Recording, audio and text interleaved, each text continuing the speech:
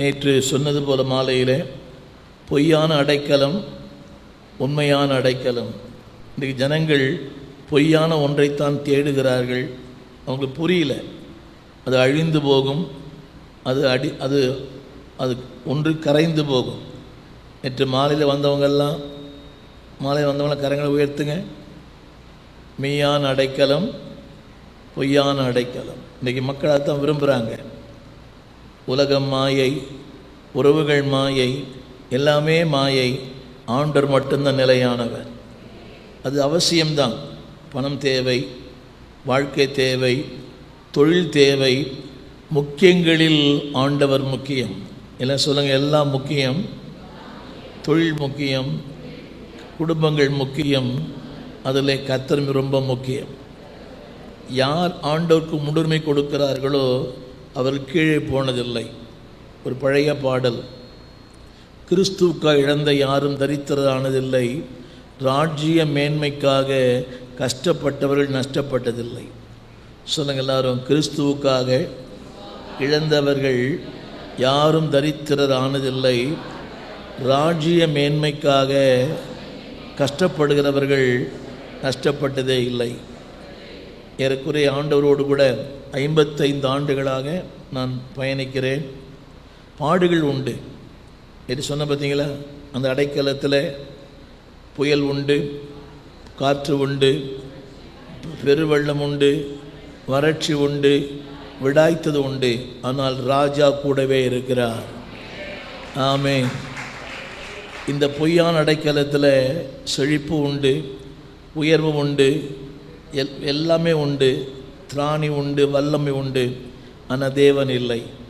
என்ன வித்தியாசம்னா, இவரால் சமாளிக்க முடியாது. கல்மழை வரும்போது கரைந்து போகிறார், ஆனால் பெருவெள்ளம் வந்தால் நிற்கிறார். கரங்களை உயர்த்தி உங்களை ரொம்ப தாழ்மையாக சொல்கிறேன், அன்பானவர்களே, இது கசப்பான வாழ்க்கை. பெருவெள்ளம் வரும்போது, பெருங்காற்று வரும்போது, புயல் வரும்போது பாடுகள் தான். ஆனால் பாடுகள் மத்தியில் ராஜா கூடவே இருக்கிறார், பேசுகிறார், அரவணைக்கிறார், ஆஸ்வதிக்கிறார், கால் நனையாமல் உங்களை கடந்து போக பண்ணுவார். சொல்லுங்கள், எல்லாம் பார்த்து கொள்ளுவார்.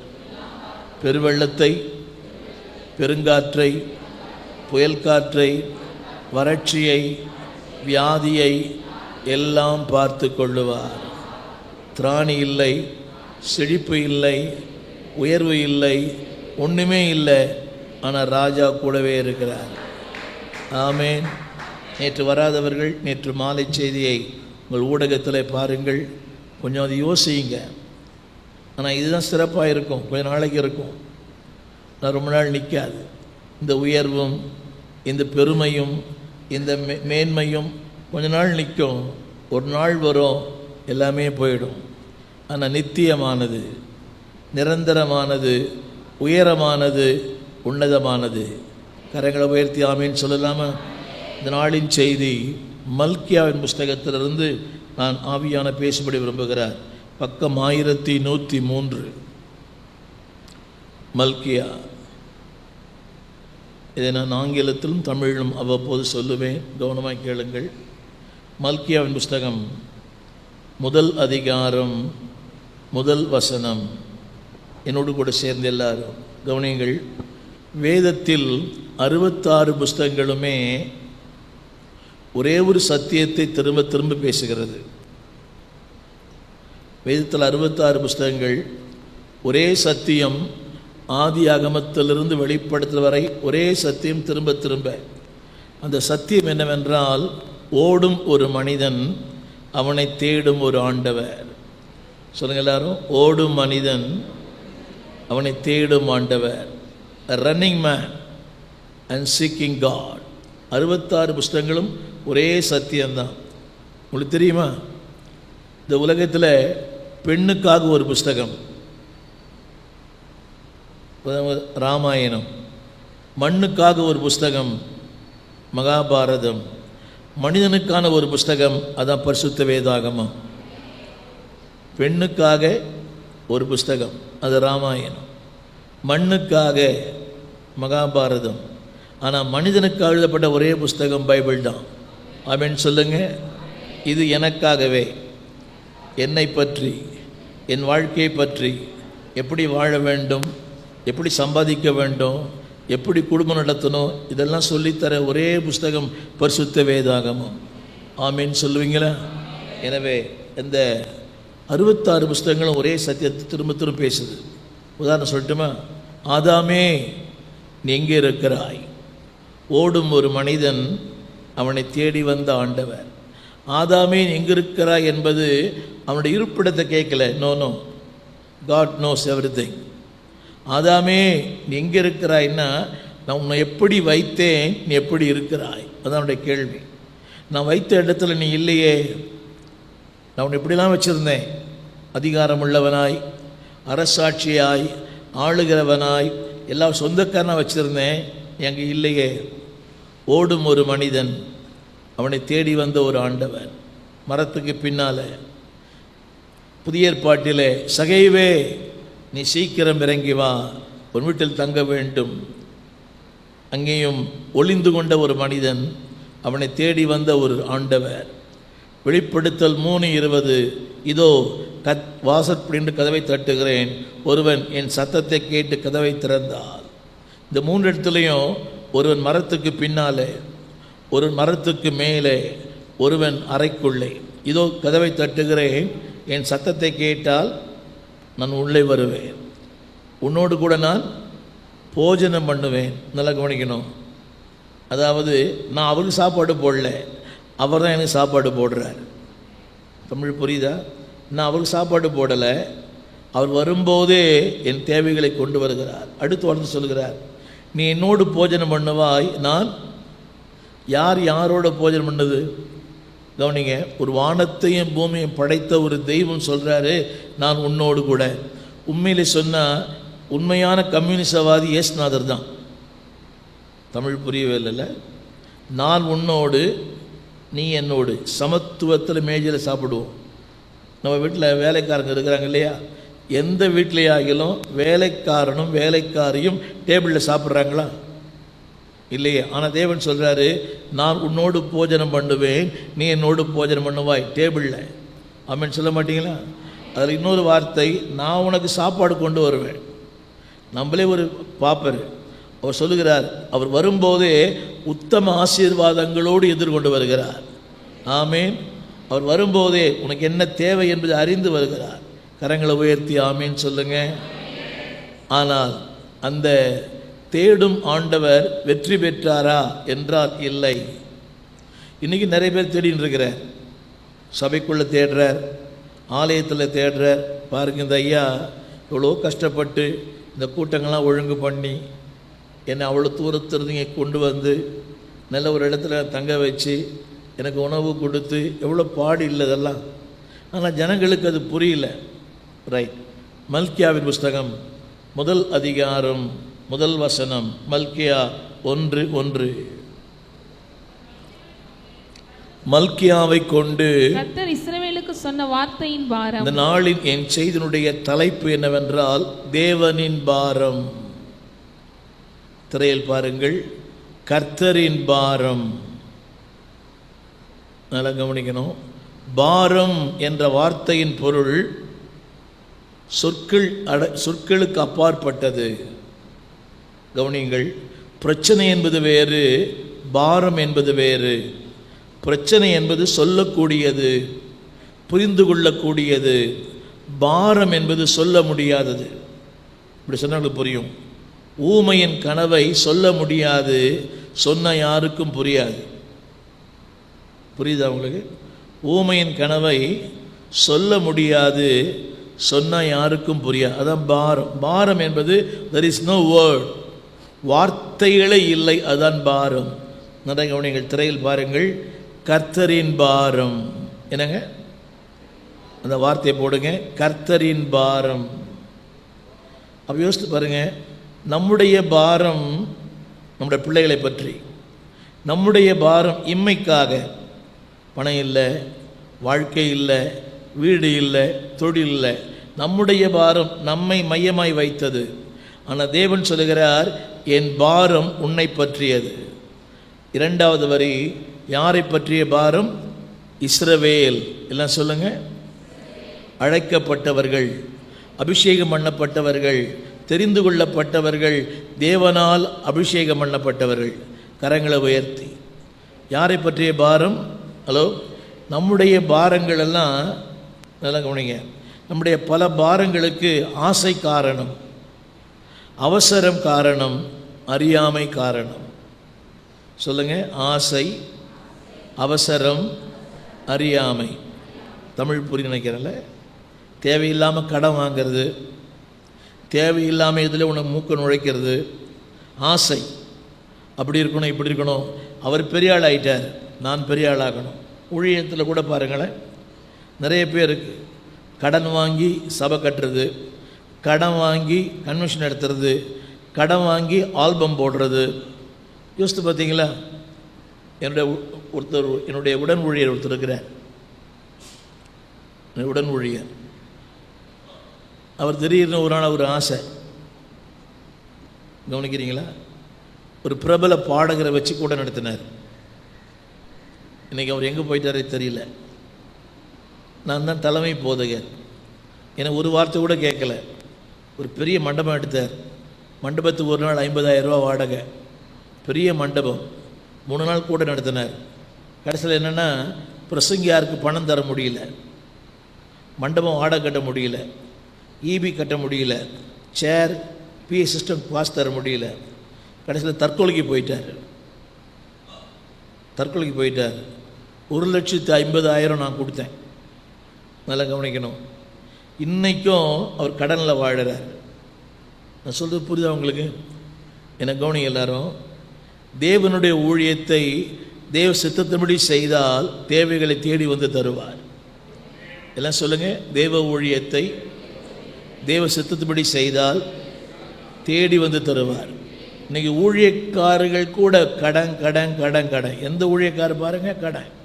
ஆல்பம் போட்டேன், கன்வென்ஷன் நடத்தினேன், கட்டடம் கட்டினேன். திருப்பி சொல்கிறேன், 55 ஆண்டுகளாக ஊழியம் பண்ணுறேன்.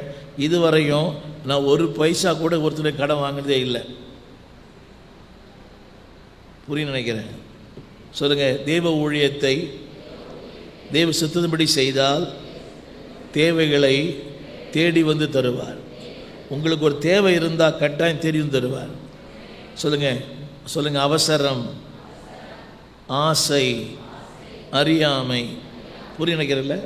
உங்களுக்கு ஏற்ற மாதிரி அந்தஸ்து மாப்பிள்ளை பார்க்கணும், உங்களுக்கு ஏற்ற மாதிரி பொண்ணு பார்க்கணும். புரியவே மாட்டேங்குதில்ல? அவர் நடத்தினார். அவர் ஸ்டேட்டஸ் வேறு, என் ஸ்டேட்டஸ் வேறு. அவர் பண்ணலாம், ஆனால் என்னால் முடியாது. நல்லா கவனிக்கணும். நீ நிறைய பேருடைய வாழ்க்கையில் அப்படி தான். திரும்ப சொல்கிறேன், காரணம் இல்லாமல் ஆர்டர் குற்றப்படுத்துகிறோம். ஒரு அம்மா சொன்னாங்க, ப்ரெஸ்டீஜ் குக்கர் வாங்கி என் ப்ரெஸ்டீஜ் போயிடுச்சியான்னாங்க. எப்படி இருக்கிறீங்களா? ப்ரெஸ்டீஜ் குக்கர் வாங்கி இந்த அம்மா சீட்டு கட்டு வாங்கினாங்க. சீட்டு கட்டி வாங்கிட்டாங்க, ஒழுங்காக கட்ட முடியல. ஒரு நாள் அந்த கடைக்காரன் கேட்டான், அந்த சீட்டு பிடிக்கிறான கேட்டான், ஏமா வாங்க முடியல, உனக்கு பைபிள் ஒரு கேடான்னு சொல்லிட்டு போயிட்டான். எப்படிங்க? நடு ரோட்டில் உனக்கு பைபிள்லாம் ஒரு கேடா? ப்ரெஸ்டீஜ் வாங்கியது போயிடுச்சு. இப்போ நீங்கள் அப்படி பார்க்குறீங்க? இல்லை சொல்லுங்கள். தேவன் தேவைகளை தருவார், ஆசைகளை தரமாட்டார். God will supply my need but not my greed. தம்பி போடுவீங்களா? நீட் என்பது தேவை, greed என்பது ஆசை. நீங்கள் எல்லாருக்கும் ஆசை தான். புரியுதா உங்களுக்கு? தமிழில் சொல்லுவாங்களே, ஆசை வந்து கலெக்டர் உத்தியோகம் பண்ணுறதுக்கு, அம்சம் வந்து ஆடு மேய்க்கிறதுக்கு. புரியவே இல்லை. நீங்கள் நிறைய பேர் அப்படித்தான். அங்கே போகணும், இப்போ பண்ணணும், இப்படி பண்ணணும், பணக்கார வீட்டில் கல்யாணம் பண்ணலாம். ஆனால் அதுக்கேற்ற மாதிரி என் வாழ்க்கை இருக்கணும். எல்லாம் சொல்லுங்கள். என் பாரங்கள் அர்த்தமற்றது. கொஞ்சம் யோசித்து பாருங்களேன். இன்றைக்கி நீங்கள் சொல்கிறீங்களே கடன், என்ன எல்லோரும் பாருங்கள். கடன் வாங்கிறதுக்கு 3 காரணம் இருக்கணும். ஒன்று வியாதி, மருத்துவம், இன்னொன்று கல்வி, 3ஆவது திருமணம். இந்த 3 தவிர கடன் வாங்கினீங்கன்னா சத்தியமாக ஆண்டவர் உதவி செய்ய மாட்டார். சொல்லுங்கள். மருத்துவம் சத்தமாக அவசியம்தான், வாங்கலாம் ஓரளவுக்கு. கல்வி அது கூட பரவாயில்லை, திருமணம் என பிள்ளை கல்யாணம் ஆகணும் பரவாயில்லை. இதை தவறி நீங்கள் கடன் வாங்கினீங்கன்னா ஆண்டவர் கடன் அடைக்கவே மாட்டார். ஆமென் சொல்ல மாட்டீங்களா? நீங்கள் தேவையில்லாமல் ஆண்டவர் குற்றப்படுத்துகிறோம். கடன் வாங்கி பர்த்டே கொண்டாடுறீங்களே நியாயமா? கடன் வாங்கி கிறிஸ்மஸ் கொண்டாடுறீங்களே நியாயமா? கடன் வாங்கி பட்டு போட்டு நியாயமா? ஹலோ, இந்த சீட்டு கட்டி வாங்குறவங்க வாழ்க்கையை பார்த்தீங்கன்னா கடைசி வரைக்கும் அப்படியே தான் இருக்கும். இன்றைக்கி எல்லாமே இஎம்ஐ, புரிய மாட்டேங்குதுல்ல? கார் இஎம்ஐ, ஃபோன் இஎம்ஐ, வீட்டில் இருக்கிற எல்லாமே இஎம்ஐ, எல்லாமே இன்ஸ்டால்மெண்ட்டு. பரலோகம் போகிறது கூட நேராக போக மாட்டீங்க, இன்ஸ்டால்மெண்ட்டில் தான் போவீங்க. புரியவே இல்லை. என்ன சொல்லுங்கள்? தேவனுடைய பாரம் என் பாரங்கள் தேவையற்றது. யோசித்து பாருங்களேன், தேவன் யாரையுமே கசக்கி பிழிந்து அவர் இல்லை. சொல்லுங்கள், என் தேவன் என்னை வாழ வைத்து ரசிக்கிறவர், கசக்கி பிழிந்து ரசிக்கிறவர் அல்ல. நீங்கள் நிறைய குடும்பங்களில் பாருங்கள், எப்போ பார்த்தாலுமே பிரச்சனை பிரச்சனை பிரச்சனை. நான் விஷயத்துக்கு வந்துடுறேன். சொல்லுங்கள், பாரம். வசனம் போட்டு தம்பி சத்தமாக சொல்லுங்கள். யாரை பற்றிய பாரம்? அந்த வார்த்தை யாரை பற்றி? என்னை பற்றி தான், என்னை பற்றி தான். இன்னொரு வசனம் படிக்க விரும்புகிறேன். எபிரேயர் 1:1. எபிரேயர் 1:1. பூர்வ காலங்களில் பங்கு பங்காகவும் வகை வகையாகவும் தீர்க்கதரிசிகள் மூலமாய் பிதாக்களுக்கு திருவுளப்பட்டினது. பூர்வ காலங்களில் பங்கு பங்காக, கவனிக்கிறீங்களா? தீர்க்கதரிசிகள், நியாயாதிபதிகள், ஆசாரியர்கள், என்ன பார்க்குறீங்களா? ஆபிரகாம் மூலமாய், ஈசாக்கு மூலமாய், ஏசாயா மூலமாய், எசேக்கியேல் மூலமாய், பூர்வ காலங்களில். சொல்லட்டுமா? சொல்லுங்கள் எல்லாரும் சொல்லுங்கள். மனசாட்சியின் காலம், நியாயப்பிரமாணத்தின் காலம், தீர்க்கதரிசியின் காலம், ராஜாக்களின் காலம். ஒவ்வொரு காலகட்டத்திலையும் ஆண்டவர் மன்னனோடு பேசினார். வசனம் படிங்க. பூர்வ காலங்களில் பங்கு பங்காகவும் வகை வகையாகவும் தீர்க்கதரிசிகள் மூலமாய். யார் மூலமாய்? அப்புறம் பிதாக்களுக்கு நமக்கு திருவுளம் பற்றினார். கவனிக்கிறீங்களா? God speak in various ways. பல கோணங்களில் பேசினார். அன்பா பேசினார், அடித்து பேசினார், சிற்றித்து பேசினார், அக்கினி மூலமாய் பேசினார், ரொம்ப சாஃப்டாக பேசினார். நல்லா கவனிக்கிறீங்களா? பட் ஸ்டில் மனுஷாவே தான் இருக்கிறான், மாறவே இல்லை. எனவே வசனம் சொல்லுது, இந்த கடைசி நாட்களில் யார் மூலமாய்? படிங்க. கடைசி நாட்களில் குமாரன் மூலமாய். ஆமீன் சொல்ல மாட்டீங்களா? ஒரு சின்ன கேள்வி உங்களை பார்த்து கேட்குறேன். உங்கள் வாழ்க்கையில் ஆண்டவர் தோல்வி அடைந்திருக்கிறாரா, வெற்றி அடைந்திருக்கிறாரா? உங்கள் வாழ்க்கையில் அவருடைய குறுக்கீடு, அவருடைய இடைபடுதல், அவருடைய சாய்ஸ், அவர் தோல்வி அடைந்திருக்கிறாரா, வெற்றி அடைந்திருக்கிறாரா? என் வாழ்க்கையில் அவர் வெற்றி அடைந்திருக்கிறார்னு சொல்கிறவங்க மட்டும் கரங்களை உயர்த்தி ஆமேன்னு சொன்னால் போதும். புரியவே இல்லை. என் வாழ்வில் ஆண்டவர் வெற்றி அடைந்திருக்கிறார். புரியல? என்னை குறித்த நோக்கத்தில், என்னை படைத்த நோக்கத்தில், என்னை குறித்து அவர் வைத்திருந்த சித்தத்தில் தேவன் வெற்றி அடைந்திருக்கிறார். சொல்லுவாரா உங்களை பார்த்து, மகளே உனக்கு எவ்வளோ வாய்ப்பு கொடுத்தேன், உனக்கு வாழ்க்கை கொடுத்தேன், வேலை கொடுத்தேன், தொழில் கொடுத்தேன், வசதி கொடுத்தேன், நல்ல கணவன் கொடுத்தேன், நல்ல மனைவி கொடுத்தேன், எல்லாமே தந்தேன், ஆனால் எதுவுமே எனக்கு பயன்படலை. எல்லாம் சொல்லுங்கள் வாய் திறந்து. தேவனுக்கு பயன்படாத என் வாழ்க்கை எனக்கே பயன்படாது. எல்லாம் சரிதுப்பா சொல்லுங்கள். கர்த்தருக்கு பயன்படாத சரீரம் எனக்கே பயன்படாது.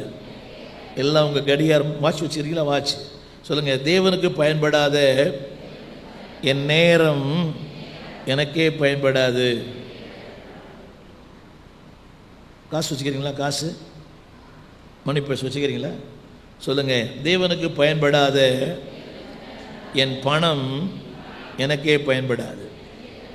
சொல்லுங்கள், தேவனுக்கு பயன்படாத என் அறிவு, என் திறமை, என்னுடைய பொட்டான்ஷியல் எல்லாம், அதாவது எனக்கு இருக்கிற தாளந்துகள், சொல்லுங்கள் எல்லாருமே, திராணி, வல்லமை எனக்கே பயன்படாது. சொல்லுங்கள், அவர் தந்த சரீரம் அவருக்கு, என் நேரம் அவருக்கு, என் பணம் அவருக்கு, என் வீடு அவருக்கு, என் தொழில் அவருக்கு, எனக்கு தந்த திறமைகள், கரங்களை தட்டி சொல்லுங்கள், அவருக்கே. புரியுதா உங்களுக்கு? நான் ஒரு இந்து குடும்பத்திலிருந்து வந்தேன். எங்கள் அம்மா அப்பா எனக்கு பைபிள் கற்றுக் கொடுக்கல. அதை விட அதுக்கு எதிர்மாறையாக கொடுத்துட்டாங்க கண்ணுக்கு முன்னாலேயே. 13 வருஷங்கள் என்கிட்ட யாருமே பேசலை. நான் ஒதுக்கப்பட்ட ஒருத்தனாக தான் வாழ்ந்தேன். இப்படி தான் சொல்லுவாங்க எங்கள் அம்மா. சாப்பாடு போட்டு வச்சுக்கிது, அவர் போய் சாப்பிட சொல்லு. யாருமே பேசுறதில்ல. எனக்கு அப்புறம் 8 பிள்ளை, 8 தம்பி தங்கச்சி, ஒருத்தர் கூட பேச மாட்டாங்க. தானியேல் சொல்லுவான், தானியேல் 8ஆம் அதிகாரம், தானியேல் 8ஆம் அதிகாரம், நான் தனித்து விடப்பட்டேன். தானியேல் படிக்கிறீங்களா? தானியேல் 8ஆம் அதிகாரம் படிங்க. 8ஆம் அதிகாரம், 10ஆம் அதிகாரம் 8ஆம் வசனம், 10:8. நான் தனித்து விடப்பட்டு, என்னங்க நம்புறீங்களா? இதான் வாழ்க்கை. கணவன் இருப்பார், மனைவி இருப்பாங்க, பிள்ளைகள் இருப்பாங்க. ஆனால் எப்படி தான் உங்களுக்கு தெரியுமா? தானியேல் 120 நாடுகளுக்கு அதிபதியாக இருந்தார். அம்மா என்ன பாருங்க ஐயா, பிஸ்னஸ் பண்ணுறவங்கெல்லாம், உயர்ந்த கல்வி, சிறந்த ஞானம், பெரிய பதவி. ஆனால் எப்படி இருக்கிறார்? சத்தமாக சொல்லுங்க, எதையுமே நம்பாதீங்க. அத்தான் கொஞ்ச நாளைக்கு தான், பிள்ளைகள் கொஞ்ச நாளைக்கு தான், அம்மா அப்பா கொஞ்ச நாளைக்கு தான், ஆண்டவர் மட்டும்தான் நிரந்தரமானவர். நல்லா கவனிக்கணும். அரண்மனையிலே வாழ்ந்த ஒரு மனிதன் அவர். தம்பி எங்கே இருக்கிறாரு? அதுக்கு முந்தின வசனம் படித்து பாருங்க. எல்லாரும் ஓடி ஒளிந்து கொண்டார்கள். முந்தின வார்த்தை, ஓடி ஓடி. மனைவி எங்கே? மனைவி எங்கேன்னு கேட்டேன். இங்கேயா? பிரச்சனை வரும்போது மாமனார் எங்கே? அண்ணன் எங்கே? தம்பி எங்கே? உறவுகள் எங்கே? என்னங்க, இப்போது எனக்கு ஒரு பிரச்சனை வருது. அந்த பிரச்சனை வரும்போது நம்மோடு நிற்கிறவங்க லட்சத்தில் ஒருத்தர் தான். தம்பி எஸ்ஆர் நோ. உனக்கு ஒரு பிரச்சனை வருது, மாமனார் இல்லை, மாமியார் நிற்க மாட்டாங்க. அவங்களுக்கு ஒரு பயம், எங்கே நம்மளை பிடிச்சிக்குமோ அந்த பிரச்சனைன்னு. அது அர்த்தமற்ற பிரச்சனை. நான் சொல்ல எத்தனை பேர் விளங்குது? அர்த்தமே இல்லை. ஆனால் பிரச்சனை வரும்போது எல்லாரும் என்ன ஆயிடுறாங்க? சத்தமாக சொல்லுங்க, சத்தமாக சொல்லுங்க.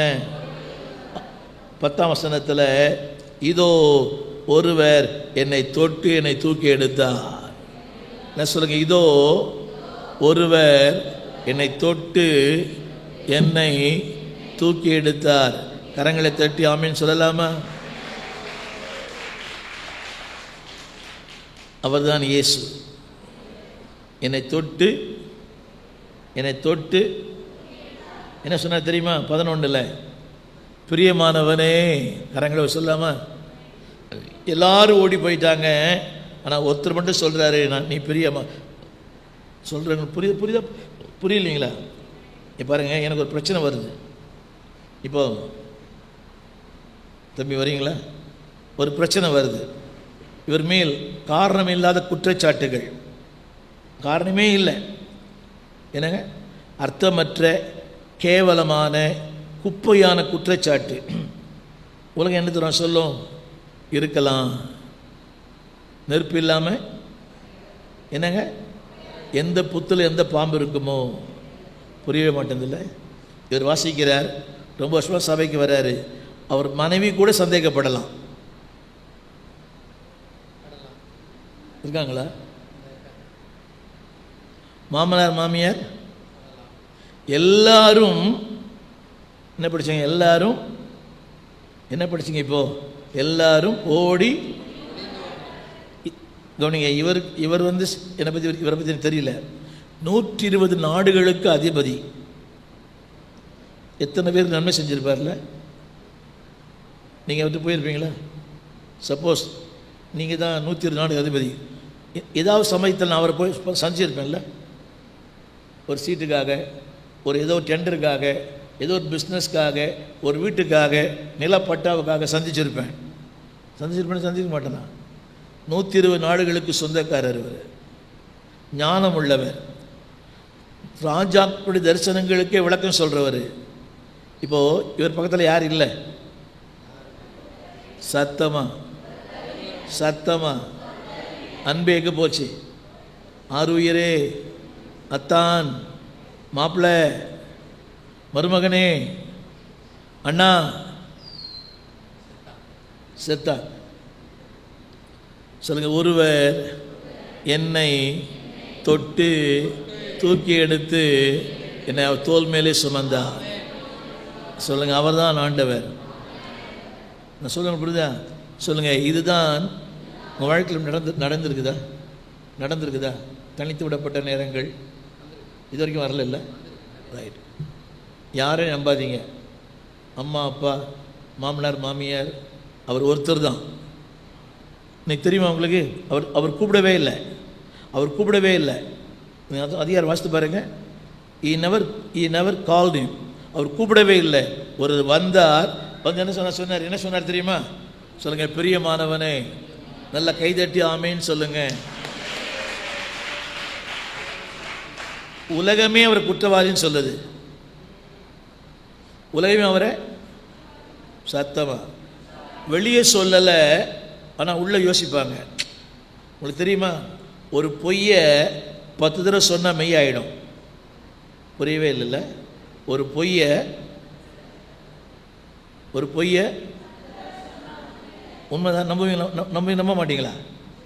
ஒரே பொய்யை 10 பேர் சொல்கிறாங்க, எப்படி நம்புவீங்களா? பிரதர், நெருக்கமானவங்க தான், ரொம்ப உண்மையானவங்க தான். உங்கள் கூட நேற்று கூட காஃபி சாப்பிட்டாங்க, புரியுதா உங்களுக்கு? உங்கள் வீட்டிலே வளர்ந்தாங்க. ஆனால் இப்போது ஒரே பொய்யை உங்கள் மனைவி ஒத்துப்பாங்களா? ஏன் பாஸ்டர் இது மாதிரி எனக்கு உங்களுக்கு மாமனார், மாமியார் என்னையா? யார் நம்புகிறாங்களோ இல்லையோ, கர்த்தர் நம்மளை நம்புகிறார். சொல்லுங்கள், உண்மைகள் அல்ல, சத்தியம்தான் உண்மை. சத்தமாக சொல்லுங்கள்,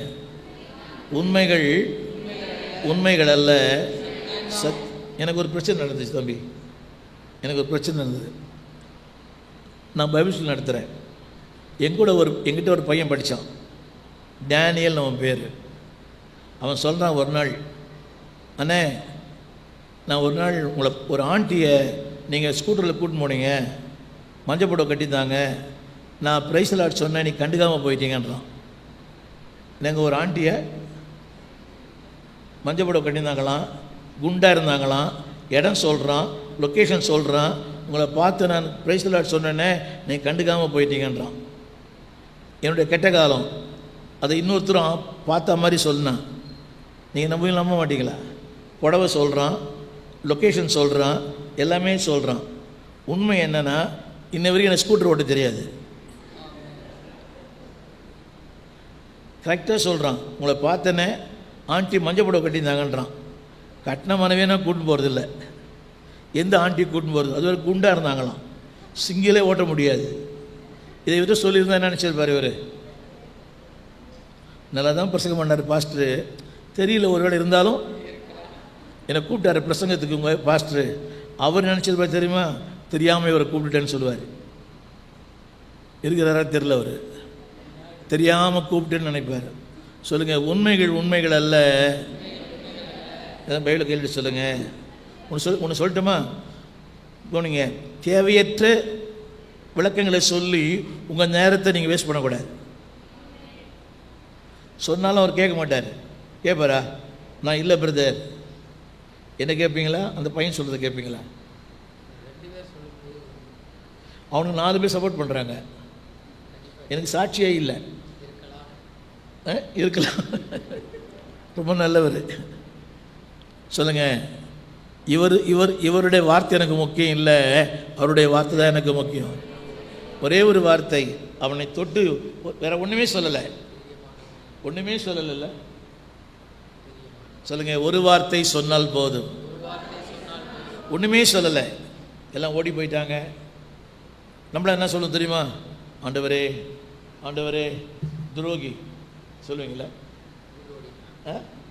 துரோகி என்னெல்லாம் பண்ண தெரியுமா? என் சட்டை கொடுத்தேன், என் பேண்ட்டு கொடுத்தேன், எனக்கெல்லாம் கொடுத்தேன், நான் தான் கல்யாணமே பண்ணி வச்சேன், இப்போ என்ன திருப்பி வேணா பண்ணிக்க?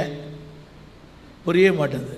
சொல்லுங்கள், உலகத்தின் வார்த்தைகள் முக்கியம் அல்ல, உன்னதரின் வார்த்தை தான் முக்கியம். சொல்லுங்கள், உலகத்தின் சாட்சி முக்கியம் இல்லை, உன்னதரின் சாட்சி தான் முக்கியம். இது காசு கொடுத்தா மாறும் இல்லைங்க?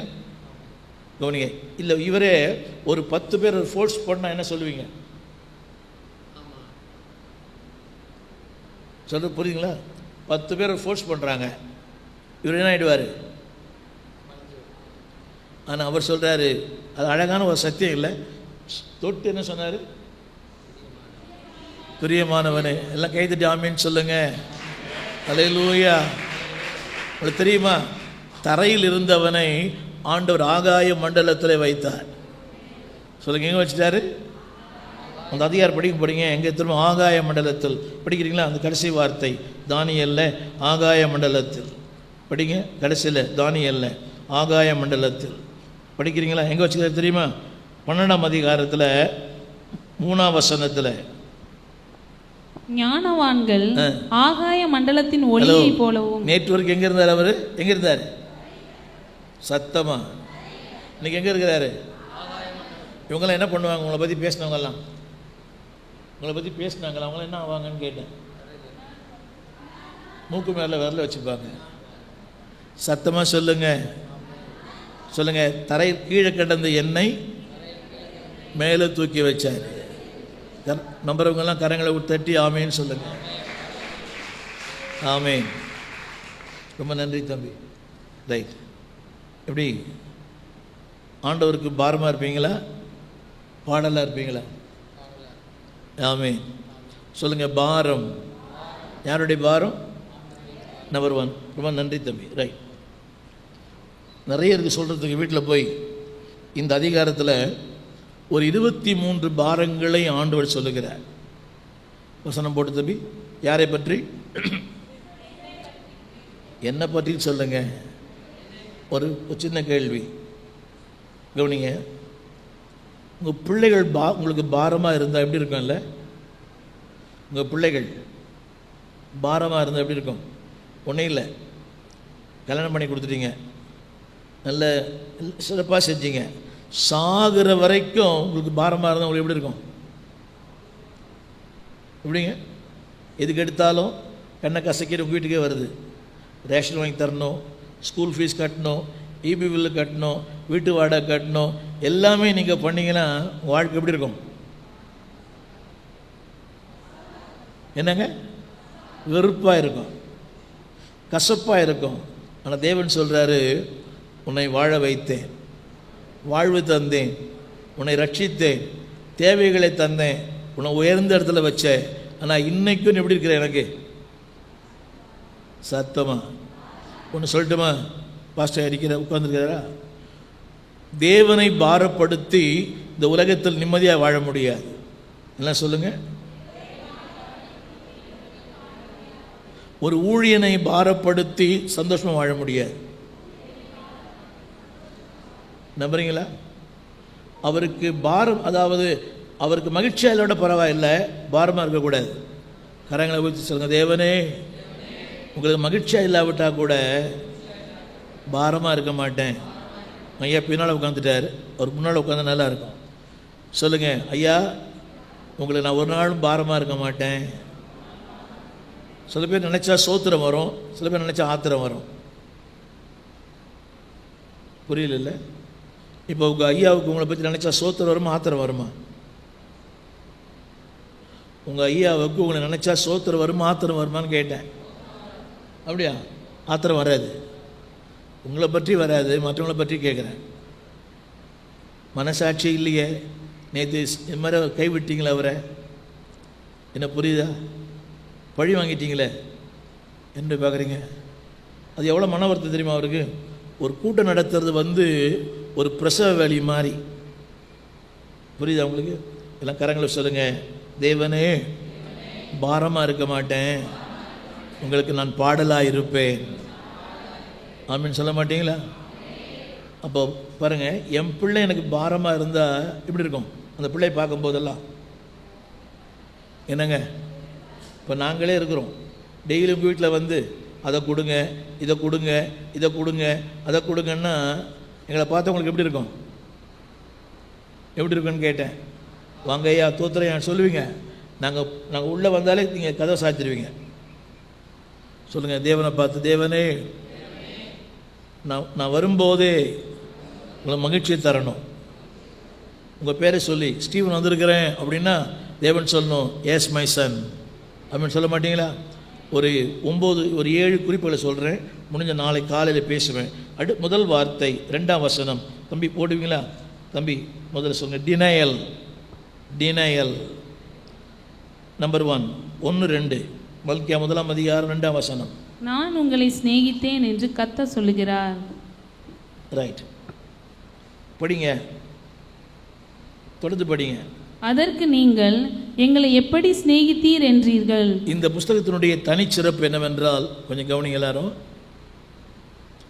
மற்ற புஸ்தகங்களில் ஆண்டவர் தான் பேசுவார், ஆனால் இந்த புஸ்தகத்தில் ஆண்டவரும் மனிதனும் பேசுகிற ஒரு புஸ்தகம். தமிழ் புரியுதா? இப்போ தேவன் சொல்கிறாரு, நான் உங்களை சிநேகித்தேன். எல்லாம் கரங்களை சொல்லுங்கள். நான் உங்களை சிநேகித்தேன். தேவன் உண்மை சொல்லுவாரா, இல்லாத ஒன்று சொல்லுவாரா? சத்தமா? நாம் சொல்கிறது வேற.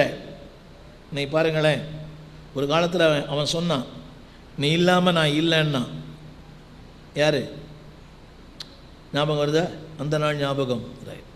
நீ இல்லைன்னா நான் இல்லை. இன்றைக்கி என்ன சொல்கிறான்? உன்னை நீ இருக்கணும், இல்லை நான் இருக்கணுன்றான். தம்பி இருக்கிறியா? உன்னை நீ இருக்கணும், உன்னை பார்க்கலன்னு நான் தூக்கம் வரலன்னா. இப்போ சொல்கிறான், உன்னை பார்த்தா எனக்கு வாந்தி வருதுன்றான். நீ இல்லைன்னா நான் செத்துருவேன்னா. இப்போ சொல்கிறான், உன்னை நீ சாவணும், இல்லை நான் சாவணுன்றான். அன்னைக்கு விரட்டி பின்னாலே வந்தான், இன்றைக்கி விரட்டி ஆசீர்வத்துறான்.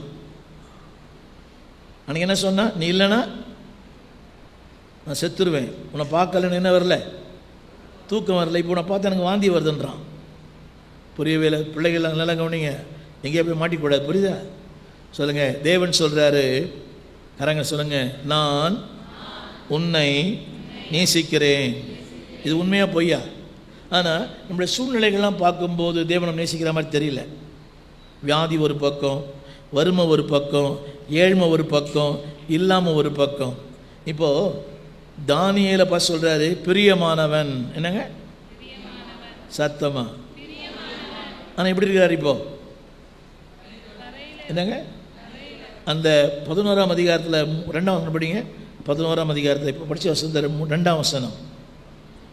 8ஆம் அதிகாரம் தானே, அது 2ஆம் வசனம் படிங்க. 2ஆம் வசனம். தரிசனத்திலே நான் கண்டது 2ஆம் வசனம். அதுலேயே தானியேல் 8 தானே, 10:2. அந்த நாட்களில் தானியேலாகிய நான் 3 வாரம் முழுவதும் துக்கித்துக் கொண்டிருந்தேன். 3 வாரம். சத்தமா? எத்தனை நாளுங்க? எத்தனை நாள்? எத்தனை நாள்ல? சாப்பிடலையாம், தூங்கலையாம், தண்ணி கூட குடிக்கலையாம். புரியல? இப்போ நம்ம வீடுகளெல்லாம் மறிக்கிறாங்க, அப்பா அம்மா மறிக்கிறாங்க, எங்கள் வீட்டிலே மறித்தார்கள். சாப்பிட்டுமா இல்லையா அடுத்த நாள்?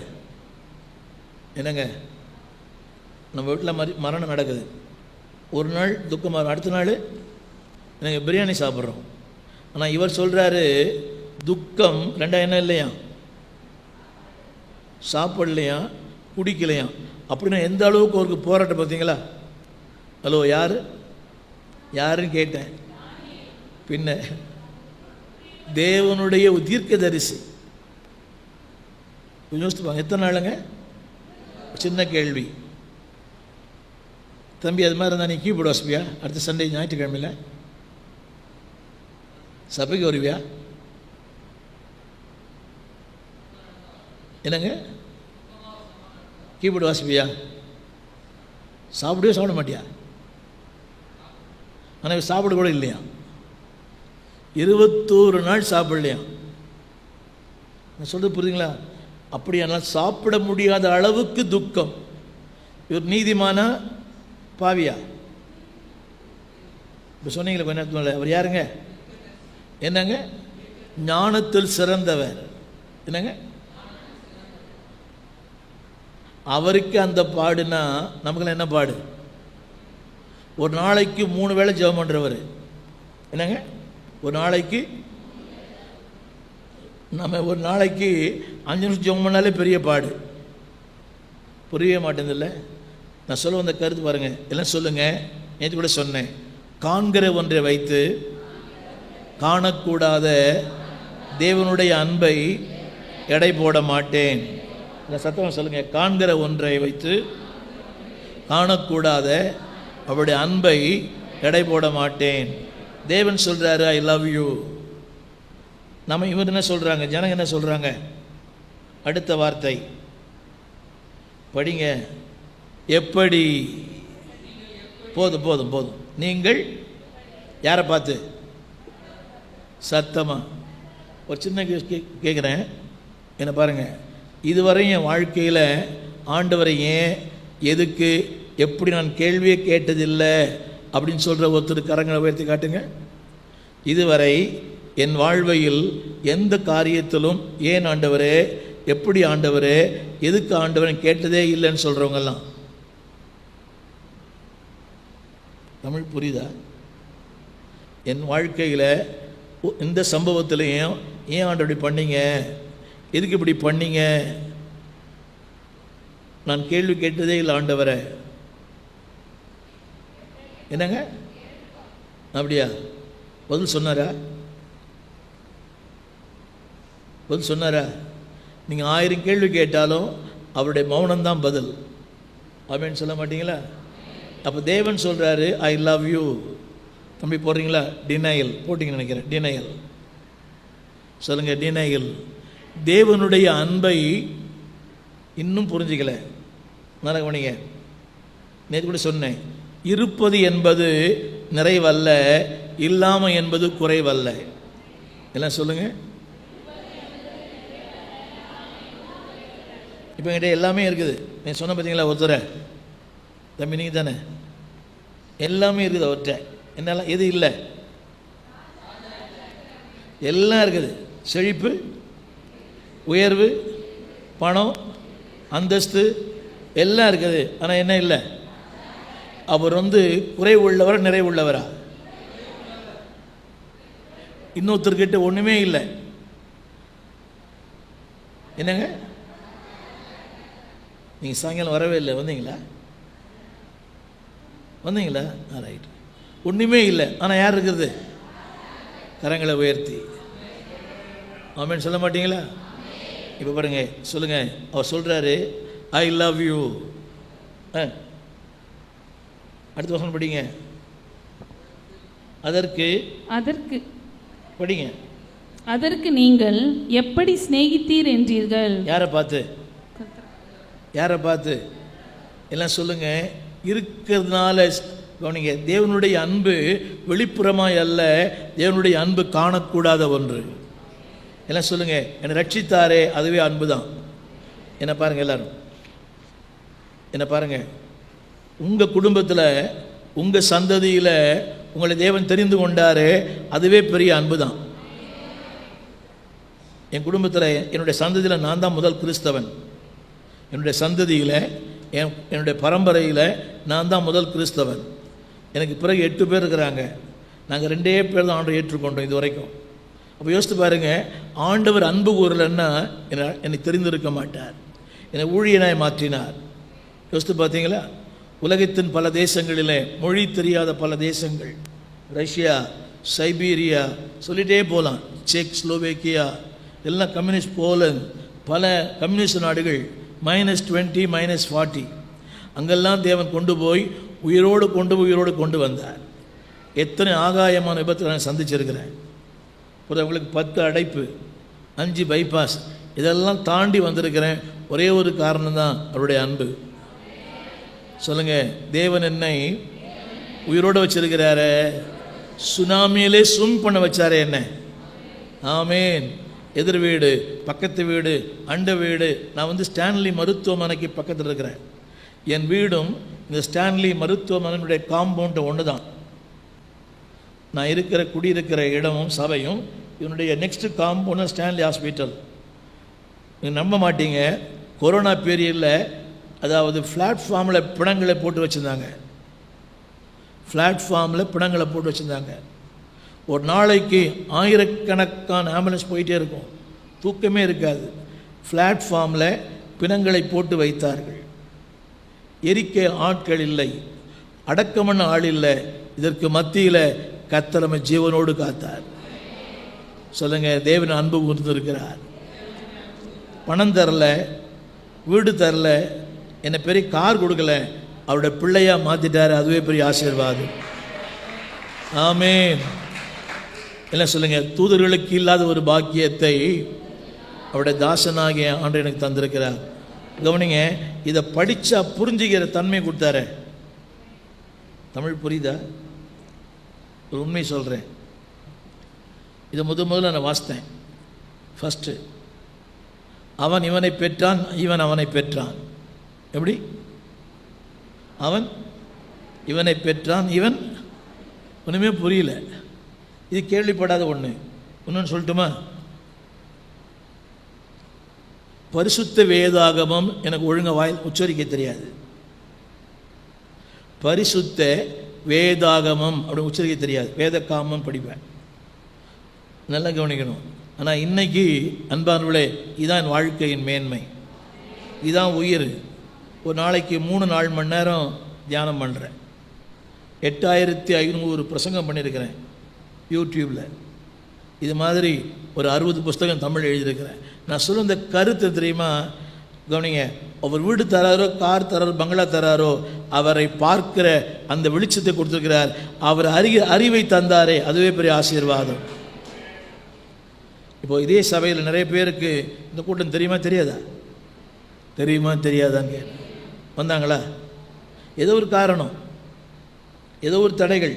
ஆனால் தடைகளை தாண்டி உங்களை கொண்டு வந்திருக்கிறாரே, அதுவே உங்களை வைத்த அன்பு. எத்தனை அன்பு என்மேல், எத்தனை பாசம் என்மேல், இதற்கு ஈடாய் என்ன தருவேனா, இதற்கு ஈடாய் சத்தமா, எத்தனை அன்பு என்மேல், எத்தனை பாசம் என்மேல், எத்தனை அன்பு என்மேல், எத்தனை பாசம் என்மேல், இதற்கு ஈடு என்ன தருவேனா, இதற்கு ஈடு என்ன தருவேனா. நல்ல சத்தமா, இதற்கு ஈடு என்ன தருவேனா, இதற்கு ஈடு என்ன தருவேனா. தனிமையின் பாதையில், தனிமையின் பாதையில் தகப்பனே உம் தோளில் சுமந்ததை நான் மறப்பேனோ. எல்லாரும் ஓடி ஒளிந்தார்கள். சுமந்ததை நான் மறப்பேனோ. தனிமையின் பாதையில் தகப்பனே உம் தோளில் சுமந்ததை நான் மறப்பேனோ. சுமந்ததை நான் மறப்பேனோ. சத்தமா கரங்களை தட்டி ஆமேன்னு சொல்ல மாட்டீங்களா? நல்லா கவனிக்கணும்.